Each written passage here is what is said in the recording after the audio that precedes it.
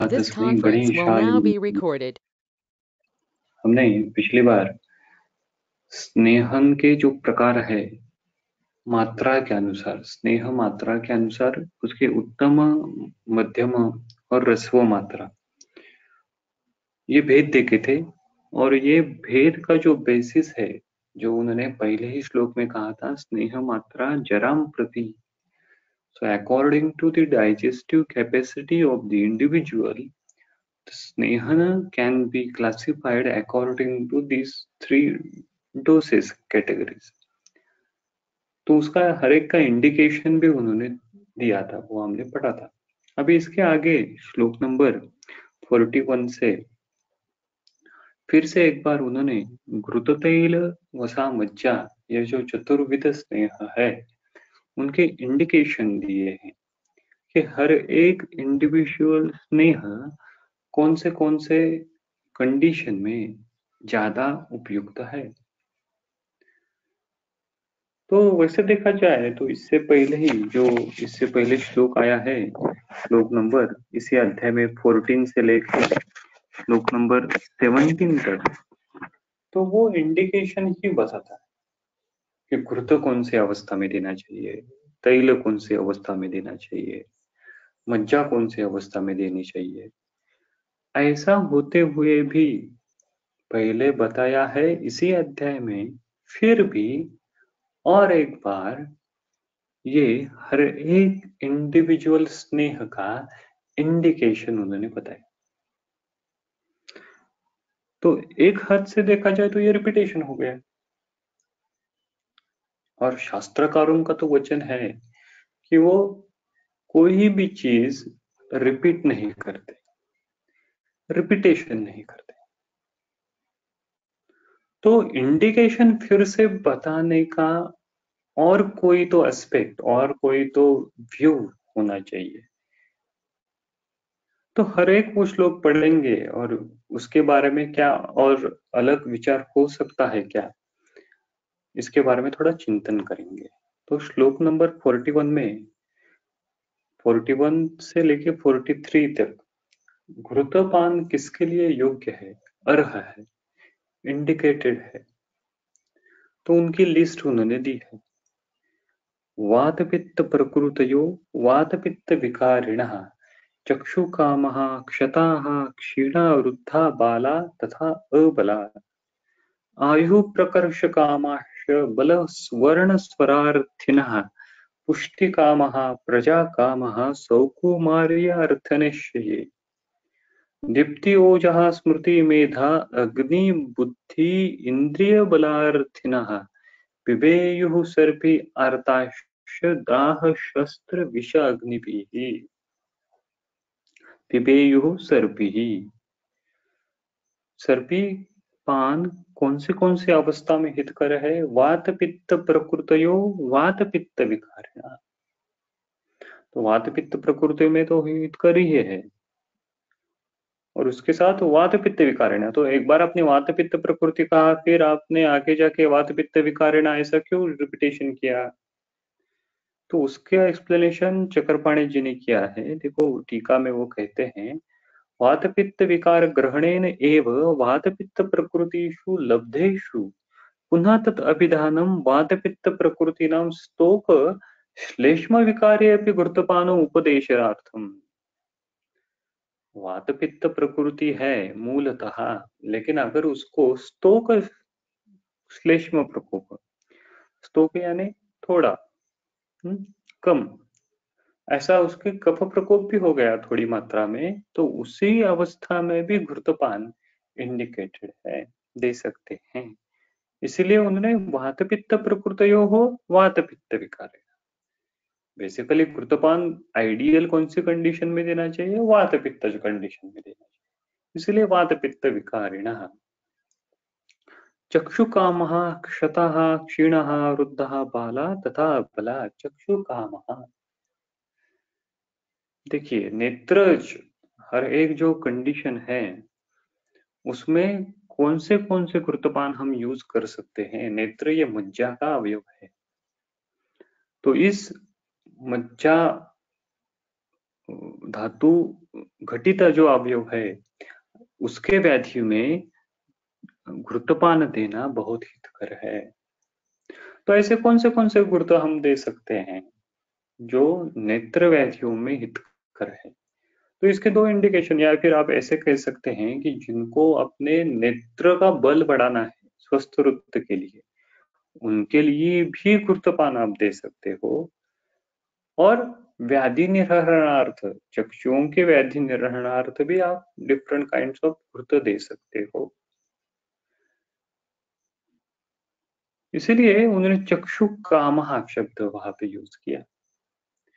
अभी ये जो श्लोक है, श्लोक नंबर 41, 42, 43, इसकी और एक विशेषता क्या है? इसमें व्याधि ऐसा कुछ नहीं लिखा, अवस्था एज सच ऐसी डायरेक्टली नहीं लिखी। चक्षु कामः, पुष्टि कामः, प्रजा कामः, बल सुवर्ण स्वर अर्थिनाः, इंद्रिय बल अर्थिनाः, पुरुषों का उल्लेख किया। जिसको बल बल की अपेक्षा है ऐसे पुरुष, जिसको स्वर अच्छा करना है ऐसे पुरुष, जिसको वर्ण अच्छा करना है ऐसे पुरुष, जिसको नेत्र अच्छा करने हैं ऐसे पुरुष, जिनको शुक्र अच्छा करना है ऐसे पुरुष। आप डायरेक्टली ऐसे लिख सकते हो ना चक्षुओं के व्याधियों में, आप डायरेक्टली ऐसा लिख सकते हो ना कि शोष व्याधि में, आप डायरेक्टली ऐसा लिख सकते हो ना कि मंदाग्नि में। बुद्धिमान देव नहीं लिखा, इन्होंने क्या किया? अर्थिना, कामा। तो हर एक बार उस पुरुष की अपेक्षा उन्होंने की। चक्षु कामः क्षताः क्षीणा वृद्धा बाला तथा बल। तो ये एक अलग इस श्लोक का एक नजरिया है। आयु प्रकर्ष कामश बल वर्ण स्वर अर्थिना, फिर से स्वरार्थिना। पुष्टि कामः प्रजा कामः, शुक्र धातु अगर बलवान करना है और रस से लेकर शुक्र धातु को, धातुओं का बल अगर बढ़ाना है तो घृतपान हितकर है। इसीलिए शुक्रज सभी कंडीशन में घृत हितकर है। तो ये अभी वैद्य की खुद के चिंतन की, खुद के अभ्यास करने की बात है कि ऐसे कौन से प्रकार के घृत है जो शुक्र के लिए हितकर है, सार्वदेहिक शुक्र को भी बढ़ाते हैं और जो अंतिमतः शुक्र धातु है उसकी विभिन्न विकृतियों को भी दूर करने में सक्षम रहते हैं। तो केवल घृतपान ये भी बहुत बड़ा विषय हो सकता है कि चक्षुओं के लिए हितकर घृतपान कौन से हैं, अस्थि मज्जागत व्याधियों के लिए हितकर घृतपान कौन से हैं, महास्रोतस के व्याधियों में उपयुक्त घृतपान कौन से हैं, कुष्ठ के विभिन्न अवस्थाओं में उपयुक्त घृतपान कौन से हैं।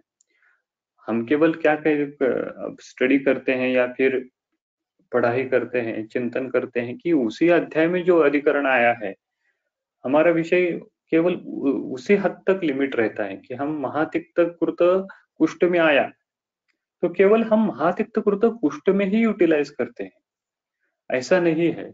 महातिक्त कृत और कौन से अवस्था में हम उसको यूटिलाइज कर सकते हैं, उसकी क्लिनिकल यूटिलिटी और कितनी हद तक हम बढ़ा सकते हैं। जैसे हमने पिछली बार भी देखा कि व्याधि और कल्प, इसके बजाय कल्प और डिफरेंट काइंड्स ऑफ व्याधि, ऐसे हमारी सोच विचार रहनी चाहिए। ऐसे अगर हमारी सोच डेवलप होगी तो केवल एक घृत हम डिफरेंट डिफरेंट अवस्थाओं में यूज कर सकते हैं।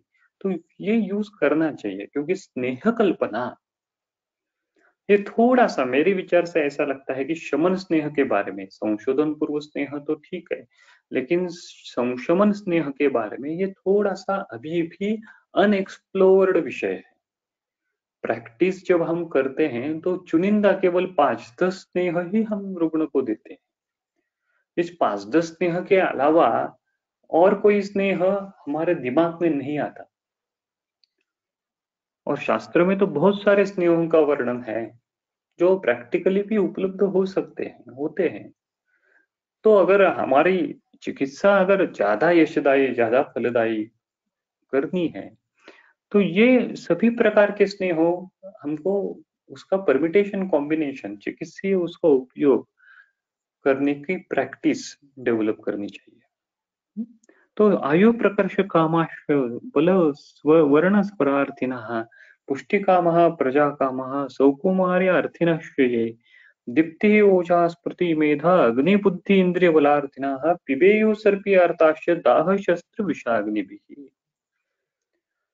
और आगे फिर तैलपान किस किस अवस्थाओं में या किनको हितकर है, इनका वर्णन उन्होंने किया। प्रभु प्रवृत्त श्लेष्म मेधस्का चल स्थूल गलोद्राः वात व्याधि भी आविष्टा वात प्रकृत वात व्याधि भी आविष्टा, हमको मालूम है कि वायु के लिए परम तैल है, इसलिए वात व्याधि भी आविष्टा। तो ये समझना चाहिए, ये प्रैक्टिकल चीज है कि हमारे पास वात व्याधि के ही रुग्ण 60-70% आते हैं। तो इस अवस्था में कौन से स्नेह हमको यूज करने हैं। कटिशूल की अवस्था है, कटिगत वायु की अवस्था है, मशेरुकागत वात है, या फिर पक्षाघात जैसी अवस्था है।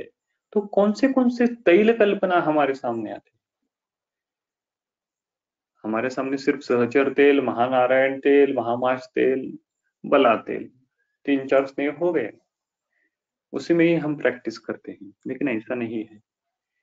तो विभिन्न अवस्थाओं में उपयुक्त स्नेह किस किस प्रकार से, उपयुक्त तैल कौन से हो सकते हैं, क्योंकि आचार्यों ने इस तैल का वर्णन, इस तैल की प्रशस्ति वात व्याधि में बहुत की है। देखिए चरक चिकित्सा तंत्र जो 28 चैप्टर है उसमें उन्होंने वर्णन किया है।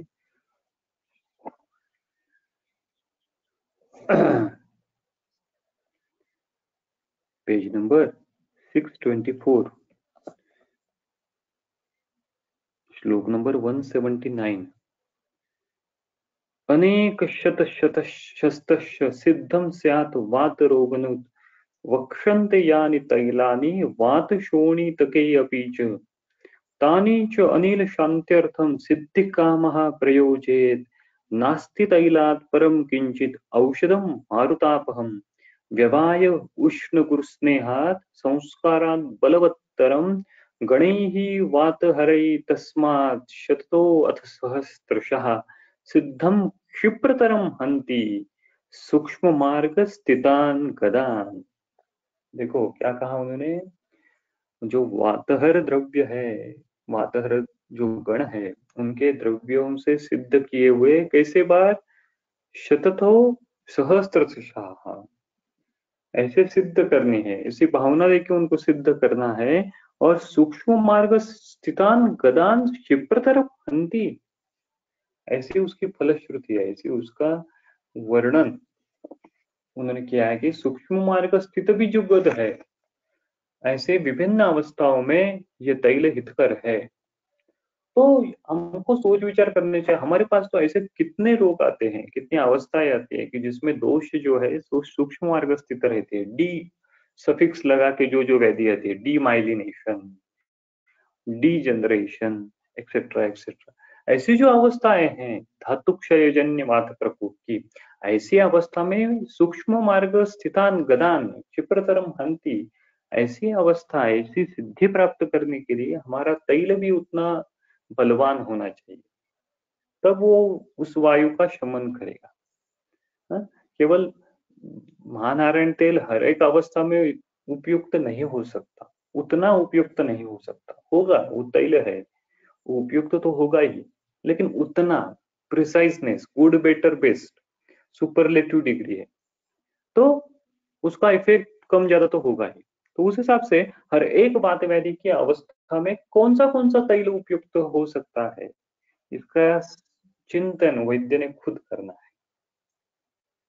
देखिए तो चिंतन के लिए कितने विषय हमको मिलते हैं, श्लोक एक ही रहता है तो उसमें से कौन से विविध चिंतन के लिए विषय हमको प्राप्त हो सकते हैं कि घृतपान कौन से है, कौन से अवस्था में, वात व्याधि के विभिन्न अवस्थाओं में कौन से प्रकार के तैलपान हम दे सकते हैं। फिर वो तैल का अभ्यंग हो गया, तैल का अनुवासन हो गया, तैल की जैसे कटी बस्ती है, जानु बस्ती है, वैसी बस्ती हो गई एक्सटर्नल। तो विभिन्न प्रकार से हम प्रयोग कर सकते हैं।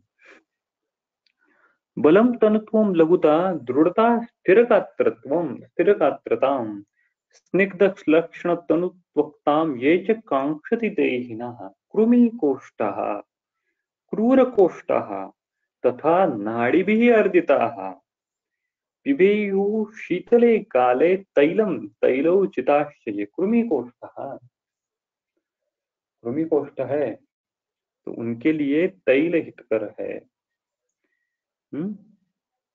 तो कृमि कुष्ठ रुग्ण के लिए जब हम संशोधन प्लान करते हैं तो उसके लिए भी स्नेह देने से पहले उनको तैलपान दिया तो ज्यादा बेटर रहेगा, क्योंकि तैल जो है वो कृमियों का उत्कलेशन करेगा। इसलिए कृमि कोष्ठ, क्रूर कोष्ठ, वाताधिभूत कोष्ठ है, वायु का डोमिनेंस है, ऐसी अवस्था में नाड़ी भी अर्दिताश्रय, जो डिफरेंट काइंड्स ऑफ जो क्या कहते हैं हमसे ट्रैक तैयार हो जाते हैं, उसी अवस्था में तैलपान हितकर है। पिबेयु शीतले काले, तैल जो है वो घृत की तुलना में थोड़ा सा उष्ण होने के कारण शीतकाल में घृतपान उतना हितकर नहीं है, उससे ज्यादा हितकर तैलपान है। पिबेयु शीतले काले। फिर आगे उन्होंने वसा के बारे में लिखा वातातपसः ये च वृक्षा भार अध्वकर्षिताः संशुष्क रेतो रुधिरा निष्पीत कफमेधसा। देखिए कैसे सुपरलेटिव डिग्री बढ़ जाती है, वर्णन की शैली कैसी बढ़ जाती है, डिफरेंट हो जाती है। घृतपान की अवस्था वातपित्त प्रकृति ही है और वसा की अवस्था भी वात प्रकोप जन्य है, लेकिन क्या है, रुक्षाः वात आतपसः भार अध्वकर्षिताः संशुष्क रेतो रुधिराः निष्पीत कफपेतसा। तो हमारे सामने वो चित्र आ जाता है कि ये बहुत वात प्रकोप की अवस्था है, वात प्रकोप 3+, 4+, 5+, ऐसी अवस्था। घृतों की पान की जो अवस्था है वो भी वात प्रकोप की है, लेकिन तुलने से कम अवस्था है, इससे तुलना में थोड़ी कम। तो ऐसी वात आतपसः ये च वृक्षः भारात्वकर्षिताः संशुष्क रेतो रुधिरा। शोष की जब अवस्था बढ़ती है तो यह अवस्था आ जाती है, संशुष्क रेतो रुधिरा निष्पीत कफमेधसाः। अस्थिपंजर रुग्ण लगने लगता है। अभी आपने एड्स के रुग्ण जो लास्ट स्टेज में देखते हैं आपको, तो वो भी ऐसे हो जाते हैं। टीबी के रुग्ण जो लास्ट स्टेज में दिखते हैं वो भी ऐसे अस्थिपंजर दिख जाते हैं। ऐसी अवस्था में निष्पीत कफमेधसा। सीए के रुग्ण जिनको केमोथेरेपी रेडियोथेरेपी चालू रहती है, तो उसका साइड इफेक्ट होने के कारण आगे वेट लॉस होने लगता है। निष्पीत कफमेधसा। अस्थि संधि सिरा स्नायु मर्म कोष्ठ महारुजा। देखो वात प्रकोप कितनी प्रबल अवस्था में है। अस्थि संधि सिरा स्नायु मर्म कोष्ठ महारुजा, वेदना भी महा है, महारुजा। और बलवान मारुतो ये शाम, और ये वात प्रकोप अत्यधिक होने के कारण बलवान मारुतो ये शाम खानी च आवृत्य तिष्ठति। बलवान मारुत खानी, खानी यानी स्त्रोतस, आवृत्य तिष्ठति। अभी जो महास्त्रोतस है, जो सीरा है, जो स्नायु है, जो धमनी है, उनमें वृक्षादि गुणधर्मों की वृद्धि हुई है। अब ये शरीर के सभी स्त्रोतस वृक्षकराणि शरीराणाम, लघुकराणि शरीराणाम, खरकराणि शरीराणाम ऐसे भावों से युक्त हुए हैं, और ऐसे भावों से युक्त हुए उस धमनी से, उस स्त्रोतस से, उस सीरा से जब वायु का प्रकोप होता है तो वायु की गति को अवरोध होने के कारण बलवान मारुतः खानी आवृत्य तिष्ठ, ऐसा उन्होंने लिखा। अब ये वात प्रकोप क्या है वो तो हमने पहले ही देखा है, कि वात की गति अवरोध के कारण जब जब होती है तो उसको वात प्रकोप कहते हैं। वात प्रकोप यानी क्वांटिटेटिव इंक्रीज ऐसा नहीं, वात की गति को जो अवरोध होता है उसको वात प्रकोप कहते हैं। और यह अवरोध हमने दूर कर दिया, पुनश्च वात की गति एज इट इज पहले जैसी अव्याहत इस्टेब्लिश हो गई, तो उसका नाम वात शमन है। हमने देखा है, उस पर हमने विवेचन किया है। तो ऐसा वृक्षता स्रोतसों में बढ़ने के कारण वायु की गति को अवरोध उत्पन्न होता है। बलवान मारुतो ही एषा खाने च आवृत्य तिष्ठति महच्च अग्निबलम येषा। और अगर स्वस्थ अवस्था में देना है तो महच्च अग्निबलम येषा वसा सात्म्यक्षयेन तेषां स्नेहितव्यानां वसापानम विधीयते। उनके लिए वसापान हितकर है। अभी मज्जा के लिए वो लिखते हैं दीप्ताग्नया, जिनका अग्नि दीप्त है, क्योंकि वो गुरुतर है ना, वो डाइजेस्ट करने की शरीर की अग्नि की कैपेसिटी होनी चाहिए। दीप्ताग्नया क्लेशसः घस्मरा स्नेह सेविना। घस्मरा, दीप्ताग्नि भी कहा और घस्मरा भी कहा। घस्मरा की क्या दी? घस्मरा बहुपक्ष का, यानी वस्तुत्व के लिए जिसकी अभ्यवरण शक्ति भी अच्छी है और जिसकी अग्नि संदुक्षण शक्ति भी अच्छी है, ऐसी अवस्था में मज्जापान देना है फिजियोलॉजिकल कंडीशन में। पैथोलॉजिकल कंडीशन भी उन्होंने बताई वातारता। तो ये और थोड़ी सी गंभीर अवस्था हो गई। तो एक्चुअली हम ओरली तो मज्जापान नहीं देते आज की प्रैक्टिस में, क्लिनिकल प्रैक्टिस में तो मज्जा की बस्ती हम दे देते हैं। अगर वात प्रकोप बहुत ज्यादा है तो ऐसे अवस्था में मज्जा की बस्ती देते हैं, दशमूल मज्जा सिद्ध बस्ती। तो ये भी और चिंतन करने की बात है कि हम कौन सी मज्जा बस्ती दे सकते हैं। दशमूल मज्जा सिद्ध बस्ती हो तो चरक सिद्धि स्थान के अध्याय में वर्णित है, वो हम देते हैं प्रैक्टिस में, उसके रिजल्ट भी हमको दिखते हैं। लेकिन और मज्जा का यूटिलाइजेशन और किस किस प्रकार से हो सकता है? मज्जा, मस्तुलुंग को भी मज्जा कहा है। जैसे अस्थि के स्थित जो मज्जा है वो तो मज्जा ही है, लेकिन मस्तुलुंग मज्जा का प्रयोग अभी तक क्लिनिकल प्रैक्टिस में हम उतना नहीं कर पाए, लेकिन उसका भी प्रयोग करना चाहिए। कि जैसे देखो कि शिरस्थ कोई पैथोलॉजी है, शिरस्थ वात प्रकोप है, शिरस्थ मज्जागत वात प्रकोप, ऐसी कोई अवस्था उत्पन्न हुई है, या फिर पक्षाघात की जीर्ण अवस्था है, या फिर ब्रेन में कोई स्पेस ऑक्यूपाइंग लीजन जैसी कोई अवस्था है, तो ऐसी अवस्था में हमको मज्जा का प्रयोग बस्ती के स्वरूप में हम कर सकते हैं। ऐसी कौन सी बस्ती हम दे सकते हैं, तो इसके बारे में भी थोड़ा चिंतन हमको करना चाहिए। तो देखो, चिंतन के लिए विषय निरंतर हमारे सामने आते हैं। दीप्ताग्नेयः क्लेशसः घस्मरा स्नेहस्ते विना वातार्ता क्रूरकोष्ठाश्च स्नेहा मज्जानु आप्नुयुः। एक मिनट, हाँ, एक मिनट।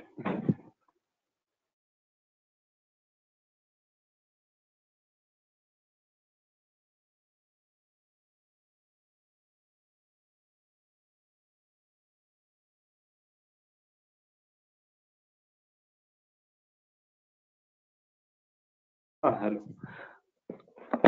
तो यज्ञ हितो यो यह स्नेह स परिकीर्तितः, इनके लिए जो स्नेह हितकर है तो उनका वर्णन उन्होंने किया।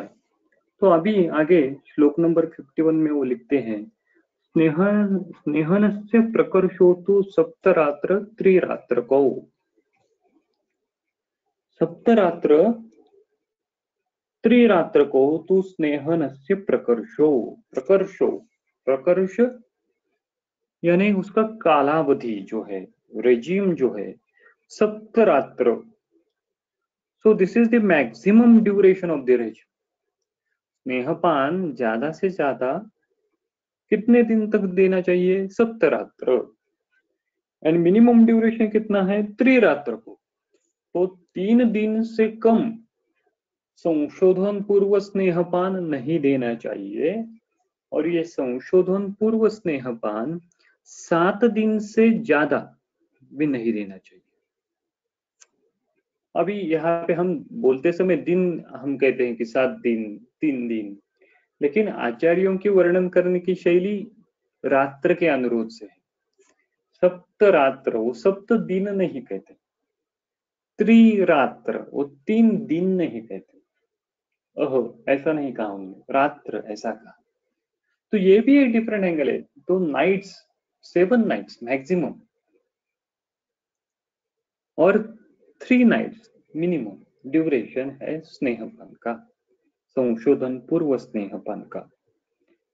तो दिमाग में ये सवाल जरूर उत्पन्न होता है कि आप कहते हो कि इस संशोधन पूर्व स्नेहपान का जो मैक्सिमम ड्यूरेशन है वो सप्तरात्र है,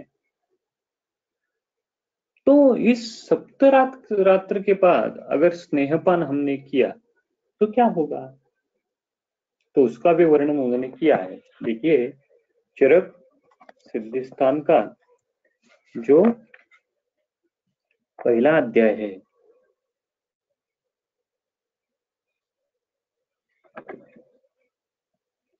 चरक सिद्धिस्थान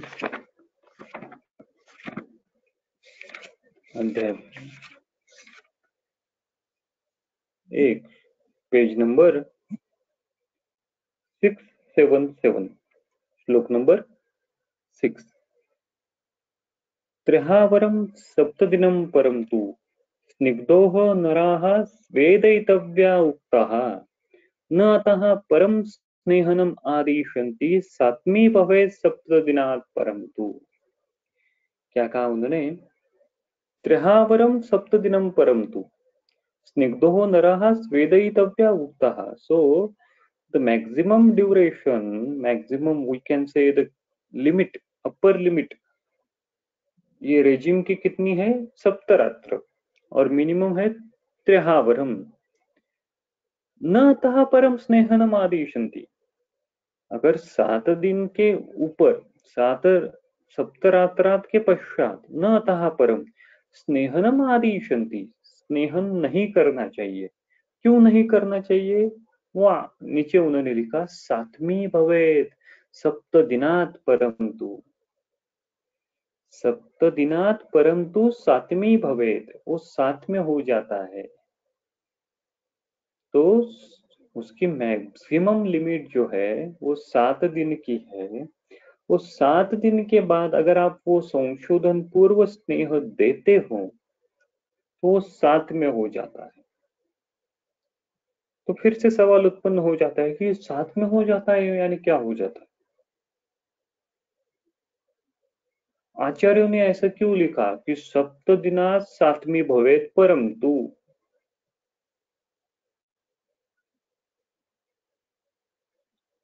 यानी वो 8वें दिन से उसमें कुछ चेंजेस आ जाते हैं क्या? सप्त दिनात ये ही मर्यादा उन्होंने क्यों लिखी? अष्ट दिनात क्यों नहीं लिखा? षष्ठ दिनात क्यों नहीं लिखा? नवम दिनात सातवें भवेत ऐसा क्यों नहीं लिखा? उन्होंने सप्त दिनात सातवें भवेत परंतु ऐसा क्यों लिखा? 7 पे उनका ज्यादा प्यार था क्या? प्रेम था क्या? तो सप्त दिनात सातवें भवेत, इसका कुछ अलग महत्व होना चाहिए। तो हमारे सामने 2 सवाल उत्पन्न हुए कि चलो 7 का क्या महत्व है? सप्त दिनात सातवीं भवेत ऐसा आप कहते हैं, तो 7 दिन तक ही क्यों? और दूसरा सवाल, 7 में होता है यानी क्या होता है? 7 दिन के बाद स्नेह अगर हम लेते हैं तो वो 7 में होने लगता है यानी क्या होता है? उसमें क्या चेंजेस आ जाते हैं? तो ये चिंतन का विषय है, ये अनुसंधान का विषय है कि ऐसा क्या है कि आचार्यों ने 3 दिन जो है वो मिनिमम कहा है संशोधन पूर्व स्नेहपान के लिए, 7 दिन जो है वो उसका अपर लिमिट बताया। और अगर 7 दिन के बाद रुग्ण या फिर कहें कि वैद्य ने उसको स्नेहपान करने को कहा, तो वो स्नेहपान अपना खुद का संशोधन पूर्व स्नेहन की जो अपेक्षा है वो अपेक्षा न करते हुए सात्मी भवे। तो स्नेह को कैसे पता चलेगा? चलो ये मेरा 8वां दिन है तो आज मुझको संशोधन पूर्व स्नेहन नहीं करना है, आज मुझको 7 में होना है। ये थोड़ी अलग अवस्था उत्पन्न हो गई ना कि सातवीं भवेत सप्त दिनात परंतु। तो 7 में ये शब्द वहां पे उन्होंने लिखा तो अब ये देश है सात्म्य, ऋतु सात्म्य, उक सात्म्य, हमने तो बहुत बार पढ़ा है। वो सात्म्य और ये सात्म्य, इसमें कुछ फर्क है क्या? सप्त दिनात सात्मी भवे, स अधिक आत्म, आत्म यानी टू एसिमुलेट, मुझ में, खुद में एसिमुलेट हो जाना। दूध में शक्कर मिलाने के बाद वो जैसे एकजुट हो जाती है, एसिमुलेट हो जाती है कि दूध और शक्कर हम अलग ही नहीं कर पाते नॉर्मली। उसी हिसाब से ये जो घुर्तपान है, वो घुर्तपान अभी शरीर में इतना, शरीर के भावों में इतना वो कन्वर्ट हो गया है कि अभी वो शरीर का भाव ही बन गया है, शरीर के धातुओं में अभी वो कन्वर्ट हो गया है, सात्म्य हो गया है। एक्चुअली संशोधन पूर्व स्नेहपान किस लिए दिया जाता है? संशोधन पूर्व स्नेहपान तो एक्चुअली दोषों को बढ़ाने के लिए दिया जाता है, ईरण, ईरण करने के लिए, दोषों की शाखा से कोष्ठ गति बढ़ाने के लिए, रुद्दैही अभिषंदैही। तो दोषों को शाखा में बढ़ाने के लिए सबसे पहले हम स्नेहन करते हैं। तो आप 7 दिन तक लगातार अगर स्नेह देते हो तो उस स्नेह से क्या होगा, दोष बढ़ेंगे। और बाद में जो आप स्वेदन वगैरह उपक्रम करेंगे, इससे वो दोष कोष्ठ, शाखा से कोष्ठ में आ जाएंगे। लेकिन अगर आप स्नेहन जो है वो 7 दिन के बाद भी उसके परे भी करते हो, तो वो जो स्नेह है वो अभी दोषों को बढ़ाने के अलग बजाय, instead of increasing the doshas, increasing the gatis of dosha from shakha to koshtha. Now that sneha, which will be given on the 8th day or 9th day, is actually not doing the Sankshodan Purva Snehan karma, but actually वो स्नेह अभी सात्मी भवे, शरीर के धातुओं जैसा वो बन जाता है, वो ईरण का काम नहीं कर पाता, नहीं करता है। तो फिर से सवाल होता है, ये 7 दिन के बाद ही क्यों होता है? 6 दिन के बाद, 6 दिन के बाद, 8 दिन के बाद क्यों नहीं होता? 7 ही दिन के बाद क्यों होता है? तो इस पे चिंतन करने की अपेक्षा है, ये चिंतन का विषय है, अनुसंधान का विषय है। तो हमने फिजिक्स में थ्योरी ऑफ ऑक्टेट पढ़ी है। ये क्या रहता है कि हर एक एटम के एक्सटर्नल जो ऑर्बिट रहती है, उस ऑर्बिट में इलेक्ट्रॉन घूमते रहते हैं। वो जो इलेक्ट्रॉन रहते हैं वो अगर 6 रहे, वो 7 रहे, तब वो जो एटम रहता है वो अनस्टेबल रहता है। तो वो अनस्टेबल एटम जब उसके एक्सटर्नल ऑर्बिट में 7 इलेक्ट्रॉन है या फिर 6 इलेक्ट्रॉन है, तो वो क्या करता है, वो किसी ना किसी प्रकार से अपने एक्सटर्नल ऑर्बिट में 8 इलेक्ट्रॉन आए ऐसी कोशिश करता है, कैसे भी करके मेरे एक्सटर्नल ऑर्बिट में 8 इलेक्ट्रॉन आ जाए। और जब वो 8 इलेक्ट्रॉन आ जाते हैं उसके एक्सटर्नल ऑर्बिट में, तब वो स्टेबल हो जाता है। तो O8, ऑक्सीजन के जब एक्सटर्नल ऑर्बिट में 6 इलेक्ट्रॉन रहते हैं, 7 इलेक्ट्रॉन रहते हैं, तो वो अनस्टेबल है। जब वो 8 इलेक्ट्रॉन पा जाता है तो वो स्टेबल हो जाता है। तो 7 indicates the instability and after 7 indicates the stability. सप्तदिनात सातमी भवे, 8 इलेक्ट्रॉन प्राप्त हो गए उसको, वो 7 में हो गए। रस के, रस मॉलिक्यूल के एक्सटर्नल ऑर्बिट में 8 इलेक्ट्रॉन आ गए, अष्टबिंदुवात्मक अवस्था प्राप्त हो गई। उस रस को हम ओज कहते हैं। ये थोड़ा सा विषय अलग है, लेकिन अभी देखो वो सामने हमारे विषय है तो उसके अनुरोध में हम कहेंगे। रस ही ओज है, तो प्राकृत रस धातु तो ओज नहीं है ना, तो पूरा के पूरा रस को हम ओज नहीं कहेंगे, तो उस रस के उस अंश को हम ओज कहेंगे जिसके एक्सटर्नल ऑर्बिट में 8 इलेक्ट्रॉन प्राप्त है, तो वो रस स्टेबल हो गया। अष्ट बिंदुवात्मक, बिंदुवात्मक शब्द है, यानी क्या कि उस रस का प्रत्येक एटम, हर एक एटम के एक्सटर्नल ऑर्बिट में 8 इलेक्ट्रॉन्स है।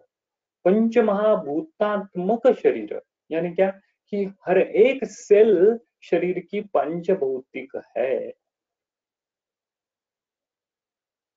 अष्टबिंदुवात्मक, अष्ट ही है वहां पे, सप्त नहीं है। सातवीं भवेत सप्त दिनात परम तु।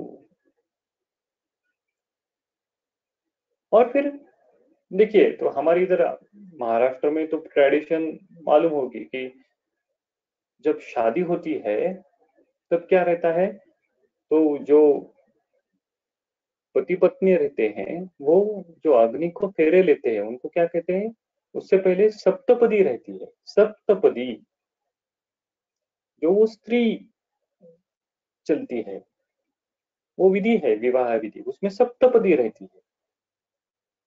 स्त्री के द्वारा सप्तपदी चलना, इसका कुछ अलग मीनिंग है। और जब मंत्र उच्चारण होता है तब क्या होता है, मंगलाष्टक होता है। मंगल सप्तक होता है क्या, मंगल नवम होता है क्या, नहीं होता है, मंगल अष्टकम होता है। सप्तपदी रहती है, मंगलाष्टक रहता है। मैं शादी करने से पहले अनस्टेबल थी या अनस्टेबल था, तो अनस्टेबल सप्तपदी इंडिकेट करता है।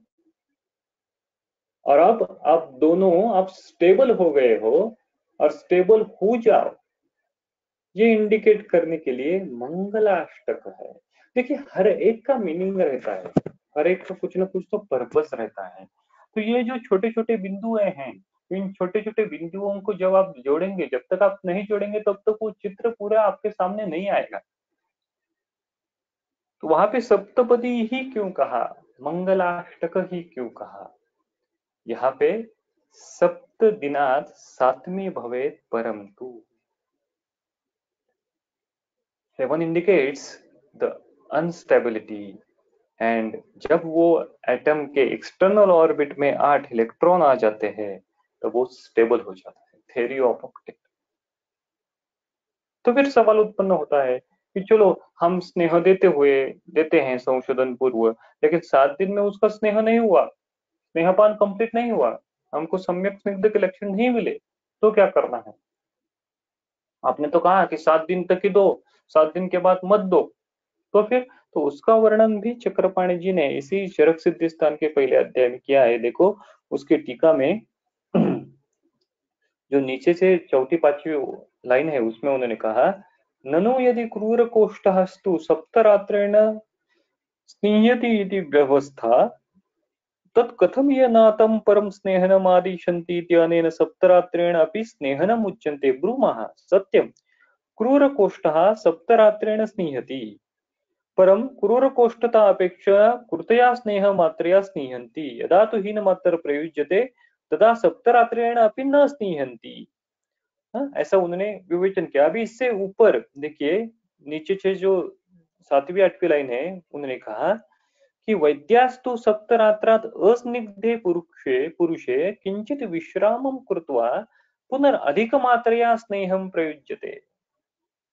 आप 7 दिन तक स्नेहपान देते हो, लेकिन वो रुग्ण बहुत अत्यधिक वात प्रकोप का है, क्रूर कोष्ठ का है, तो उसमें सम्यक स्निग्ध के लक्षण आपको नहीं मिले, तब क्या करना है, किंचित विश्रामम कृत्वा, कुछ दिन तक आराम करो, कुछ दिन तक वो स्नेहपान बंद कर दो, जो संशोधन पूर्व स्नेहपान है वो बंद कर दो, और पुनः अधिक मात्रतया स्नेहम प्रयुज्यते। और आपका इसका तात्पर्य क्या हुआ कि आपका ऑलरेडी जो कैलकुलेशन करना था स्नेह का वो आपका गलत हो गया, इसलिए आपको अभी अत्यधिक मात्रा में इस रुग्ण को स्नेह देके उस फिर से एक बार संशोधन पूर्व स्नेह देने को शुरुआत करनी है। तो मैक्सिमम लिमिट जो है वो संशोधन पूर्व स्नेहपान की वो 7 दिन की है, और 7 दिन के बाद अगर आप संशोधन पूर्व स्नेहपान देते हो तो वो 7 में होता है। तो ये चिंतन का बहुत सारा अनुसंधान का ये विषय है, तो इस पे और आप चिंतन कर सकते हो। तो इसके आगे उन्होंने कहा चरक सूत्र स्थान के 13वें अध्याय में,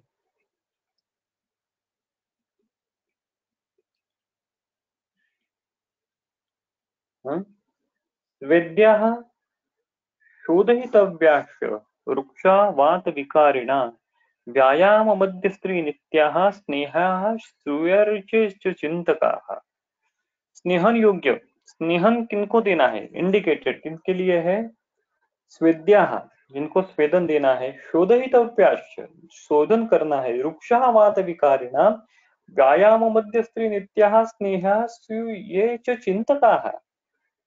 जो चिंतका है, जो सतत चिंता करने वाले हैं, चिंतका की टीका देखिए उन्होंने क्या कहा, चिंतका इति चिंता बहुला। हेतु आपको मिला रुग्ण का कि ये चिंता करता है, चिंता बात प्रकोप करने वाली रहती है, लेकिन फिर भी इन्होंने यहाँ पे स्पेसिफिकली वही मानस हेतु लिखा, चिंतका। शोक, भय, क्रोध ऐसे भी मानस हेतु है, फिर भी उन्होंने यहाँ पे चिंतकाः लिखा, जो चिंता करते हैं वो स्नेह के लिए इंडिकेटेड है, उनको स्नेह देना ही चाहिए। या फिर आप कहो कि उस चिंता करने की, अति चिंता की चिकित्सा स्नेह है, तो फिर उनको आप नित्य कल्याण गुरुत सेवन के लिए, पंचगव्य गुरुत सेवन के लिए, या और कोई भी गुरुत जो है ब्राह्मी गुरुत है, ऐसा गुरुत आप नित्य सेवन करने के लिए कह सकते हो। लेकिन जो चिंतकाः है, चिंता बहुल करने वाले जो रोग व्याधि जो रुग्ण है, उनमें वो स्नेह के लिए इंडिकेटेड है। आगे उन्होंने कहा संशोधनात् ऋते येषां वृक्षणं संप्रवक्ष्यते न तेषां स्नेहनं शस्तम् उच्छन्न कफमेधसाम्। क्या कहा उन्होंने, येषां वृक्षणं संप्रवक्ष्यते, येषां जिनको, येषां वृक्षणं संप्रवक्ष्यते जिनको रुक्षण करने के लिए कहा है, उनके लिए, ये शाम रुक्षणम संप्रवक्षते जिनको रुक्षण करने के लिए कहा है, those who are attributed for the रुक्षणा, ये शाम रुक्षणम संप्रवक्षते। ऐसे कौन से रोग, ऐसे कौन सी अवस्था, उत्सन्न कफ मेदसा, जिनमें कफ और मेद बहुत मात्रा में बढ़ा है, उत्सन्न कफ मेदसाम तेषाम उनके लिए, तेषाम क्या कहा, संशोधनात् ऋते, संशोधनात् ऋते स्नेहनम न शस्तम। देखिए महत्वपूर्ण विचार है क्या, तेषाम संशोधनात् ऋते स्नेहनम न शस्तम, स्नेहनम न शस्तम, स्नेहन हितकर नहीं है, यानी स्नेह के लिए वो कॉन्ट्रा इंडिकेटेड है।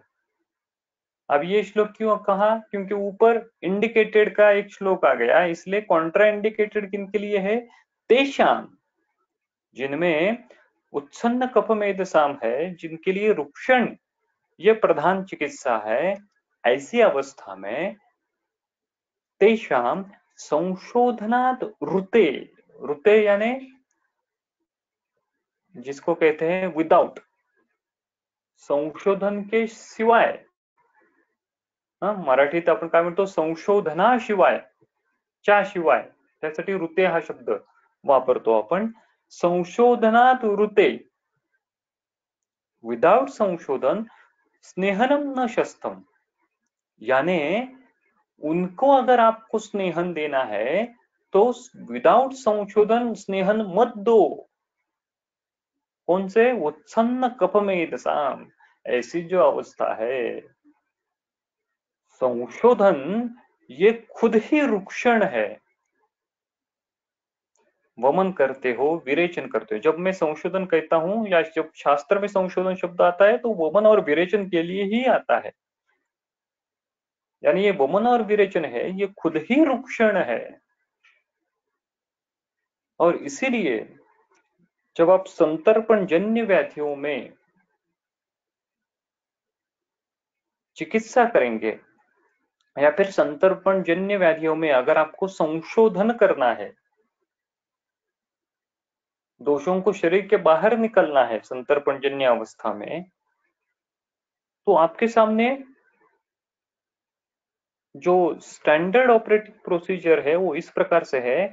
आपको सबसे पहले डिसाइड करना है कि ये व्याधि संतर्पण जन्य है, ओके। तो उसके बाद आपकी उसकी प्रधान चिकित्सा क्या हो गई? रुक्षण हो गई। तो इसको रुक्षण देना है। तो रुक्षण आप किस प्रकार से दे सकते हो? तो रुक्षण देने के दो मार्ग है। आपको रुक्षणीय द्रव्यों से उसको रुक्षण देना है, जो वाग्भट जी ने कहा कि त्रिफला, मुस्ता, चित्रक, शुंठी, ऐसे रुक्षणीय द्रव्य, शुंठी नहीं है लेकिन त्रिफला, मुस्ता, चित्रक ये तो रुक्षण करने वाले द्रव्य है, तो इन द्रव्यों से उनको रुक्षण देना है। या फिर सद्य वमन उसको देना है, और ये सद्य वमन ये खुद ही रुक्षकर है। तो सद्य वमन दिया, सद्य वमन रुग्ण को दिया आपने, तो सद्य वमन होने के बाद फिर संशोधन पूर्व स्नेहपान देना है, और फिर सम्यक सिद्ध के लक्षण प्राप्त होने के बाद फिर से एक बार वमन करना है। तो अगर कोई एक अवस्था है संतर्पण जन्य, तो उस अवस्था में अगर आपको उसको वमन करवाना है, आपने डिसाइड कर दिया कि इसको आपको वमन करना है, तो सबसे पहले क्या करना है कि ये संतर्पण जन्य अवस्था आपने डिसाइड कर ली, तो उसको संशोधन पूर्व स्नेहपान करने से पहले आपको रुक्षण करना पड़ेगा। संशोधनात् रुष्टे न स्नेहनम शस्तम। और वो रुक्षण कैसे करना है? वो चरक जी के मतानुसार संशोधनात् रुते, उसको सद्य वमन दे दो सबसे पहले। वो सद्य वमन देने के बाद वो रुक्षण अवस्था उत्पन्न होगी, फिर उसको आप संशोधन पूर्व स्नेहपान दे दो और बाद में उसका फिर वमन करो, या फिर उसको रुक्षण द्रव्य दे दो, फिर उसका संशोधन पूर्व स्नेहपान करके बाद में संशोधन कर लो। तो मेरे हिसाब से रुक्षण द्रव्य देने से ज्यादा बेहतर ये सद्य वमन करवाना है, क्योंकि ये ज्यादा रुक्षतर है, द्रव्यों से ज्यादा रुक्षतर ये सद्य वमन की अवस्था है। तो अगर उस अवस्था में ज्यादा उत्सन्न कपमेधसाम यह अवस्था अगर उत्पन्न होती है, तो उसमें सबसे पहले आपको सद्य वमन करवाना है, और ये सद्य वमन करवाने के बाद फिर आपको संशोधन पूर्व स्नेहपान करना है। तो इतना महत्व ये क्लिनिकली इस श्लोक का है। संशोधनात् ऋते येषां रुक्षणं संप्रवक्ष्यते न तेषां स्नेहनं शस्तम् उत्सन्न कपमेधसाम् अभिषण्य आननगुदा नित्यमन्दाग्नेयश्ये तृष्णा मूर्छा परिताश्य गर्भिण्या तालुशोषिणा। क्या कहा उन्होंने? ये यानी जो रुग्ण अभिषण्य आननगुदा, अभिषण्य आननगुदा यानी क्या कि जिनके मुख से, आनन यानी मुख और गुदा से अभिषंति स्त्राव नित्य हो रहा है, ये अभिषण्य आनन गुदा नित्य मंदाग्नि से, जो नित्य मंदाग्नि से पीड़ित है, तृष्णा मूर्छा परिताः, तृष्णा और मूर्छा से पीड़ित, गर्भिणी तालुशोषिणा, गर्भिणी की अवस्था है, तालुशोषिणा, तालुशोष उत्पन्न हुआ है। आगे उन्होंने कहा अन्नद्विष छर्दयन्तो जठराम गरार्दिताः दुर्बलाश्च प्रतान्ताश्च स्नेहग्लाना मदातुरः न सेया वर्तमानेषु न नस्तो बस्तिकर्मसु स्नेहपानात् प्रजायन्ते तेषां रोगासु दारुणाः। क्या कहा उन्होंने? अन्नद्वेष, जो अन्नद्वेषी है, अन्नद्वेषी छर्दयंतो, छर्दी हो रही है बार बार। जठराम, जठराम यानी क्या? जठर रोगी या फिर उदर रोगी या फिर आम जन्य अवस्था। हाँ, गरार्दिता, हाँ, गर्भ से जो पीड़ित है। दुर्बला च प्रतांता, अभी प्रतांता की टीका देखिए उन्होंने क्या कहा है।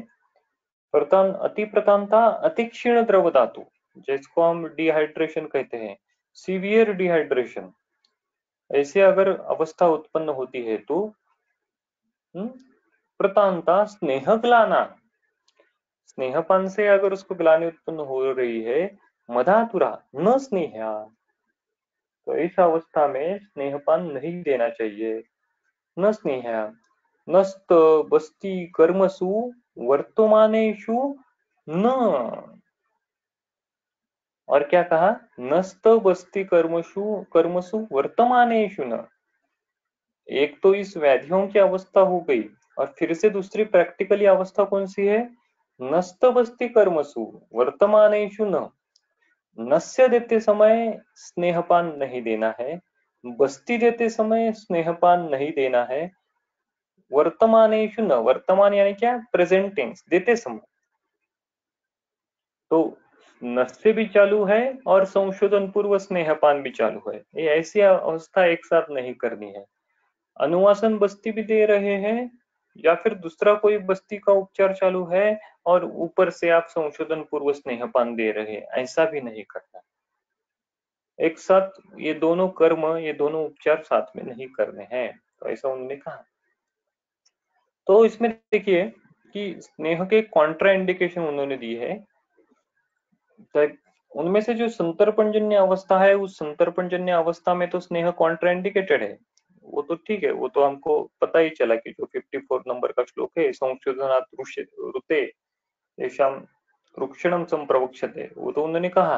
हाँ, तेषां न स्नेहनम शस्तम। लेकिन जो तृष्णा, मूर्छा, गर्भिणी, तालुशोष, प्रतांता, दुर्बला, मदातुरा, इन अवस्था में स्नेहन क्यों कॉन्ट्राइंडिकेटेड होगा? क्योंकि ये संशोधन पूर्व स्नेहन की अवस्था है, तो इनको एक्चुअली संशोधन ही कॉन्ट्राइंडिकेटेड है। तो संशोधन पूर्व स्नेहपान तो ऑटोमेटिकली उनके लिए कॉन्ट्राइंडिकेटेड होगा ही। तो इसीलिए इस अवस्थाओं का उन्होंने स्नेहन कॉन्ट्राइंडिकेशन में वर्णन किया। आगे जो श्लोक नंबर 57 है, वो अस्निग्ध लक्षणे।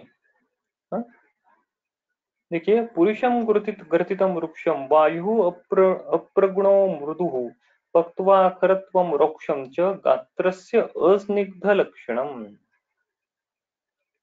क्या कहा उन्होंने? पुरुषम ग्रथितम, पुरुष ग्रथित होना, ये स्नेह अस्निग्ध लक्षण है, यानी शरीर में स्नेह कम पड़ा है, उसकी मात्रा कम हुई है। फिजियोलॉजिकल जितना स्नेह शरीर को आवश्यक होना चाहिए, उतने क्वांटिटी में वो स्नेह नहीं शरीर में जा पाया, जिसके कारण पुरुषम ग्रथितम ये लक्षण उत्पन्न हो गया। नॉर्मल फिजियोलॉजी में सम्यक मात्रा में स्नेह शरीर में आवश्यक है। अगर वैसा उस अवस्था में, उस मात्रा में अगर स्नेह शरीर में नहीं जा रहा है, तो ग्रथित पुरुष ये कंडीशन निर्माण होती है। और हमने देखा है कि इस ग्रथित पुरुष की चिकित्सा भी क्या है? गुरुत्वपान है। देखिए, चरक चिकित्सा स्थान का जो 15वां अध्याय है, गृहिणी चिकित्सा, उसमें हमने देखा था पिछली बार, चरक चिकित्सा 15th अध्याय, श्लोक नंबर 205, पेज नंबर 524, सगुरुतम लवणै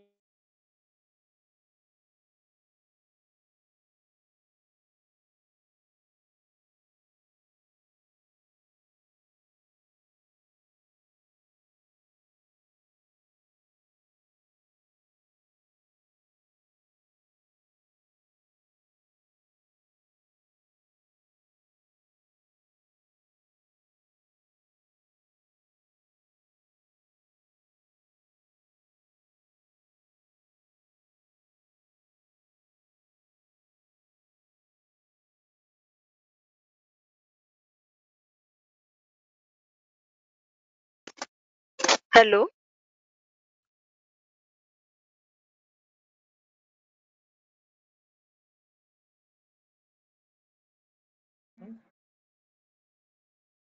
हॅलो. हा हॅलो, आवाज येतोय का? आवाज येत नाहीये सर. हा, आता येतोय. हाँ, तो ये जो पुरुष ग्रथितम, ये जो लक्षण है, या फिर पुरुषम ग्रथितम वृक्षम वायु प्रगुणो मृदु, ये जो लक्षण उत्पन्न हो रहे हैं, ये लक्षण संशोधन पूर्व स्नेह कम होने के तो है, लेकिन उससे ज्यादा हम ये कह सकते हैं कि ये लक्षण नॉर्मल अवस्था में जितनी मात्रा में स्नेह शरीर में जाना चाहिए, नॉर्मल फिजियोलॉजी में, उतनी मात्रा में अगर स्नेह शरीर के अंदर नहीं जा रहा है, तब भी यही लक्षण उत्पन्न होंगे। अगर रुग्ण ज्यादा रुक्षाहार ले रहा है, कठिन आहार ले रहा है, तो भी पुरुष में ग्रथितता, ग्रथितम पुरुषम, यह अवस्था उत्पन्न हो सकती है। तो इस श्लोकों का अध्ययन, जो अस्निग्ध लक्षण है, अति स्निग्ध लक्षण है, ये तो संशोधन पूर्व स्नेह कम होने के या उसके ज्यादा होने के लक्षण है, ये तो ठीक है, ये तो हम जानते ही हैं, लेकिन उसका व्याप्ति आप इस प्रकार से भी ले सकते हो कि ये जो है, ये जो श्लोक जो है, ये जो वर्णन जो है, वो नॉर्मल फिजियोलॉजी में अगर स्नेह जो आवश्यक भाव है, जो आहारीय भाव है, वो अगर रुग्ण कम मात्रा में ले रहा है, तो उसके शरीर में उसका क्या परिणाम होगा। अगर वो नॉर्मल मात्रा में जो स्नेह लेना चाहिए उसकी ज्यादा मात्रा में अगर वो ले रहा है, उसका उसके शरीर पे क्या परिणाम होगा। तो इस प्रकार से भी ये क्लिनिकली ये श्लोक इम्पोर्टेंट है, अस्निग्ध लक्षण और अति स्निग्ध लक्षण। तो इसके बारे में जो विवरण है वो हम फिर से, ये थोड़ा महत्वपूर्ण श्लोक होने के कारण अगली बार इस श्लोक पे ज्यादा विवरण करेंगे, अभी यहाँ पे ही रुकते हैं। ठीक है।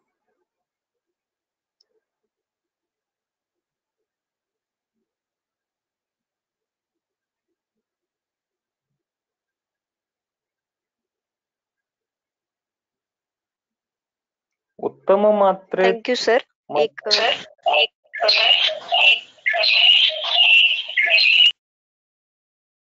उत्तम मात्रेतला स्नेहपान के लिए जो व्याधि इंडिकेट किए हैं, उनमें शोधन के लिए या मात्रा यूज करना है, या केवल एक बार में एक दिन देना है। ओके, जो हमने इसके बारे में पिछली बार देखा था, कि उत्तम मात्रा के लिए चक्रपाणी जी ने पेज नंबर 84 में जो कहा है कि ये जो उत्तम मात्रा है, ये उत्तम मात्रा जो है वो शमन स्नेह के लिए है, संशोधन पूर्व स्नेहपान के लिए नहीं है। तो एक ही बार इतनी मात्रा में, प्रभुत मात्रा में स्नेह दीजिए कि उसको दिन भर कुछ भूख न लगे, अगली दिन सुबह उसको भूख लगनी चाहिए। तो इतनी प्रबल मात्रा में, इतनी ज्यादा मात्रा में 24 आवर्स में स्नेह डाइजेस्ट हो सके, इतनी बड़ी मात्रा में वो स्नेह देना है, शमन स्नेह देना है। इसमें दोषों का उत्क्लेश करना या दोषों को शाखा से कोष्ठ में लाना ये अपेक्षित नहीं है। तो वो शमन स्नेह के लिए ही है। ज्वर चिकित्सेत पान 276 या श्लोकात काय सप्ताहात मध्ये सप्तधातुगत मळांचं पाचन होऊन अथवा 8व्या दिवशी निराम अवस्था येते असं दिलंय, तसं इथे पण मॅक्झिमम सप्तधातू स्थित मल अशी अवस्था असू शकते, हे कन्सिडर करून सप्तरात्र मॅक्झिमम लिमिट दिली असेल। इतर ठिकाणी दोषांचा दुष्यकामित्व आणि अग्नी रुग्ण बलानुसार डिफर होईल असे असू शकते।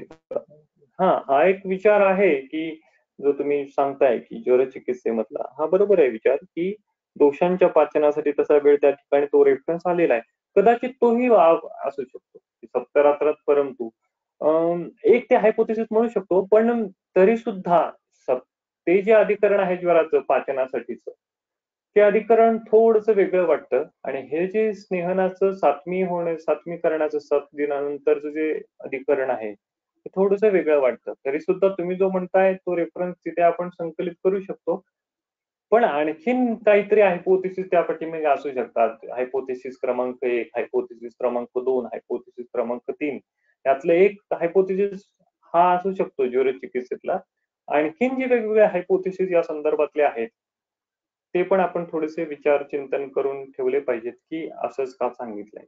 त्यातलं एक हायपोथेसिस तुम्ही जे म्हणताय ते ज्वरचिकित्सेतलं असू शकतं निश्चितपणे. उत्तम मात्रा देने के बाद दूसरे दिन क्या आहार देना है, वही आहार है। आगे देखते हैं हम।